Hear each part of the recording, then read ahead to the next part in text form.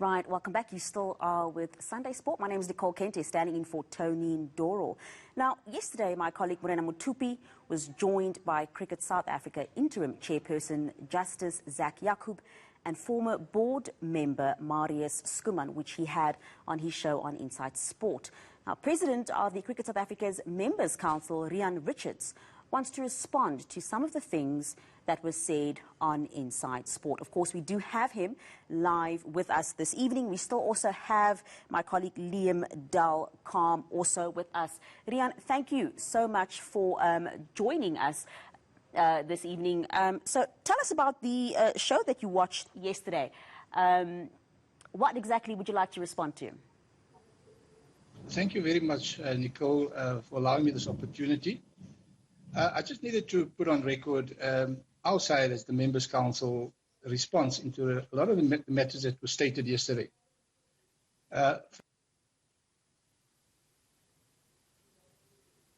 We seem to have lost Rihan there. Rihan? The report, which is inaccurate. Sorry, Rihan, I'm so sorry to interrupt you. We lost you there for a few seconds. What exactly are you saying is inaccurate? First of all, the first statement around the Members' Council not wanting to release the Fudunsi report is inaccurate because the Members' Council did not manage or actually handle the forensic report. The report was handled by the Audit and Risk Committee of the board as well as the board. In fact, the Members' Council only had full access to the report on the 20th of October. So that should be considered in light of that. The second thing that sorry, Nicole? No, go ahead, sir. Okay. The second thing that I need to respond to is there was a very bold statement that the Members' Council is obstructing the work of the interim board, which I feel needs to be substantiated not by the judge because since the appointment on the 15th of November, the Members' Council has taken a hands-off approach to the handling of all matters of the interim board. Our exchanges between the Members' Council and the interim board have been restricted to email exchanges on the 17th of November, the 18th of November, 25th of November, which all related to, on the 17th there was 11 emails. I think the one that the judge had highlighted was that we had requested the minutes of the Members' Council meeting. And to that end, actually had told them that we don't have an objection to them having access to it. But even us as the members have not had a chance to review those minutes. Now, Rihan, so I just sorry to interrupt you there. Yes. Just on the point of what Justice had said yesterday, I think what he had said was the Members' Council is not really cooperating with the interim board because these minutes have not been produced, the minutes that they requested. And also, you aren't really cooperating with the interim board. That is what he had said. Yes, and that's what I need to understand in that he says that we're not cooperating, but every email, every exchange has been replied to. So that is why I want to put on record, and I'm quite willing to release the email exchange that all the matters that he's raised, except the one of the minutes. And that's what I needed to understand. In none of the requirements, whether it's the mandate given to the interim board on behalf of the minister or their function as a board, can I see that we're delaying them through not producing the minutes? Because the Members' Council themselves have not even received that minutes. So, Rihan, basically, if I understand you correctly, once those minutes are readily available, they will then be provided to the interim board. But I'm quickly just going to bring in my colleague Liam over here. That's correct. Yes, I just need to ask you about not just the minutes, but if the judge yesterday said that there hasn't been cooperation, and you saying that there has been cooperation from the Members' Council, and you're quite clear that it is the Members' Council, then what other force at CSA could be dragging their heels, kicking and screaming that that force does not want to cooperate? If it's not the Members' Council, then who is it? Liam, that is the question that I need to understand from the judge. As like I said, as our exchanges has been purely on the basis, and every matter that they've queried or requested anything, we provided for them. And I'm quite willing to release all those minutes. Not only the minutes, but the emails exchanged. Go ahead, Do you recognize the legitimacy of this board, this interim board? Liam, we actually appointed him on the 15th of November after we'd been able to reach an agreement on how they would be appointed. The biggest challenge always has been that the interim board did not want to be seen as falling within the parameters of the MOI of CSA. And once we got that sorted out, we've had no issues. So I'm very concerned that it's now a view that we're trying to obstruct the process. Now, Rihan, I do hear you say that the Members' Council actually went ahead and implemented the board, but we also have to remember that Cricket South Africa was sort of forced to have the previous board step down and have this interim board come in by the Minister of Sport.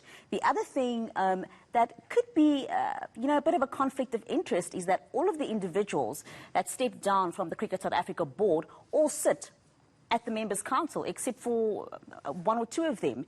And the Members' Council is possibly the most powerful force in cricket in this country. So we now have a few disgruntled individuals who've been forced to step down from the CSA board, now sitting on the Members' Council, which is so powerful. Can you not see how this could be a bit of hindrance and cause a bit of a problem to an interim board that nobody wanted there in the first place when they're trying to fix things up? Nicole, I actually vary from what you're saying is that there's 5 of the previous board members that serve on the Members' Council. And in no ways, and that's what I'm trying to understand, is what are we obstructing them with? Because it's bold and it's easy to say they're obstructing us. In what way? Because the Members' Council has had very limited interaction with the interim board since the appointment. Every information they've asked has been given on time, whatever they requested, with the exception of the minutes.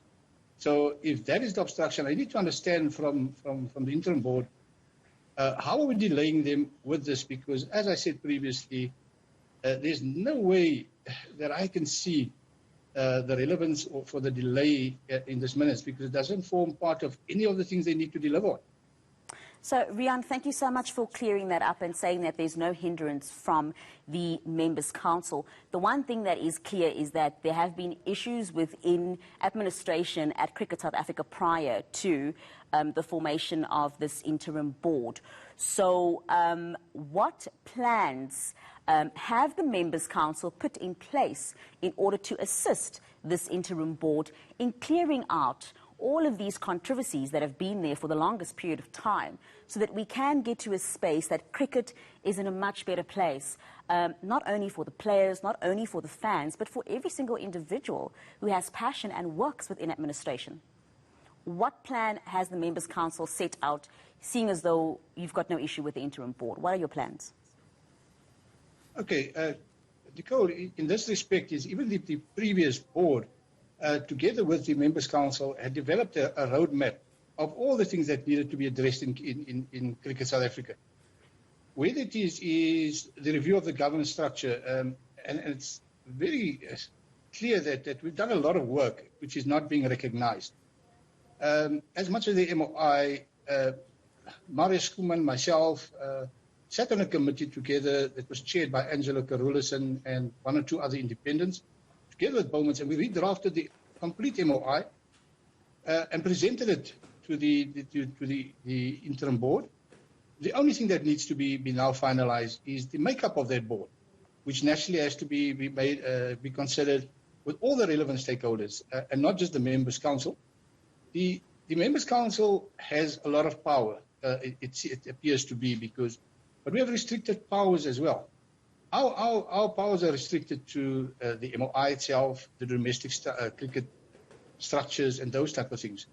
We do not involve ourselves in any of the day-to-day operations of CSA or the executive, or even in relation to the operations of the board. Liam, would you like to comment on that?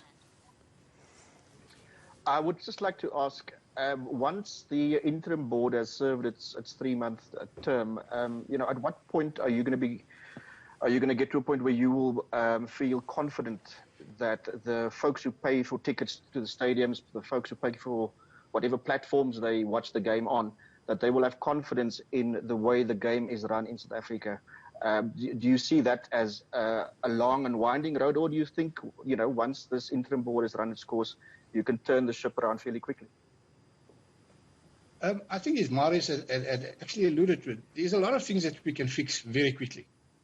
Very, very quickly. And regaining the confidence of the general public will take a bit of time because naturally perception is the reality. We will be judged on what we do after this interim board is gone, because everybody tends to forget that cricket seems to be the only sport at the moment that needs independence to run it, because all the other federations are run by non-independent directors. So it's very confusing to me that cricket administrators are frowned upon, whereas all the other federations, whether soccer, rugby, all the major sports are still predominantly non-independent. Rihan, I'm so sorry to cut you off. Unfortunately, we have run out of time. But thank you so much for making the time to join us this evening. That is Rihan Richards. He is the president of Cricket South Africa's Members Council. Right.